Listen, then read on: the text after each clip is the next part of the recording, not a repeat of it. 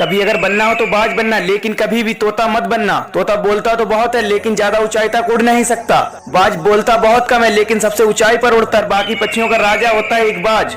आज मैं आपको 5 ऐसे पॉइंट बताऊंगा जो कि हर एक इंसान को बाज से सीखना चाहिए और लाइफ की बहुत बड़ी लर्निंग है इन 5 पॉइंट्स में। नंबर 1, बाज की तरह अकेले चलना सीखो। बाज अकेला उड़ता है, बाकी पक्षियों के मुकाबले सबसे ऊंचाई पर उड़ता है। बाज अकेला उड़ेगा लेकिन कभी भी चिड़िया और छोटे पक्षियों के साथ नहीं उड़ेगा। बाज हमेशा या तो बाज के साथ उड़ता है या फिर अकेला उड़ता है। इससे हमें ये सीख मिलती है कि छोटी सोच वालों से हमेशा दूर रहें और अकेले रहो, क्योंकि यही वो समय है जब खुद को जानने का असली मौका मिलता है। नंबर 2, बाज की तरह अपने लक्ष्य पर ध्यान दो। बाज का विजन बहुत ज्यादा क्लियर होता है और बहुत ज्यादा स्ट्रॉन्ग होता है। बाज अपने शिकार को 5 किलोमीटर दूर से ही देख लेता है और जब एक बार उसे अपना लक्ष्य दिख जाता है तो फिर उसके बाद रास्ते में चाहे कितनी भी मुश्किलें क्यों ना आए, वो अपने लक्ष्य को हासिल करके ही दम लेता है। इससे भी एक बहुत बड़ी सीख मिलती है कि अपना विजन क्लियर रखो और उसे हासिल करने में फिर चाहे कितनी भी मुश्किलें क्यों ना आए, पीछे मत हटो उस बाज की तरह।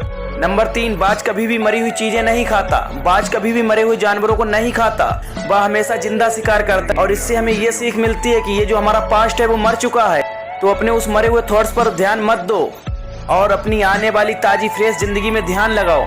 अपने पास्ट की पुरानी यादें जो तुम्हें तंग करती हैं उन्हें वहीं रहने दो जहां उसकी जगह है, और अपने पास्ट को अपने प्रेजेंट में जगह मत दो, क्योंकि अगर एक बार तुम्हारा पास्ट तुम्हारे प्रेजेंट में आ गया तो तुम्हारा पास्ट तुम्हें कभी तुम्हारे प्रेजेंट में नहीं रहने देगा। और पास्ट में तुम्हारे साथ कितना ही बुरा क्यों ना हुआ हो, वो सब यादें और थॉट्स मर चुके हैं। और उस बाज की तरह बनो जो कभी भी मरी हुई चीजों को नहीं खाता। मुश्किल समय में डरो नहीं।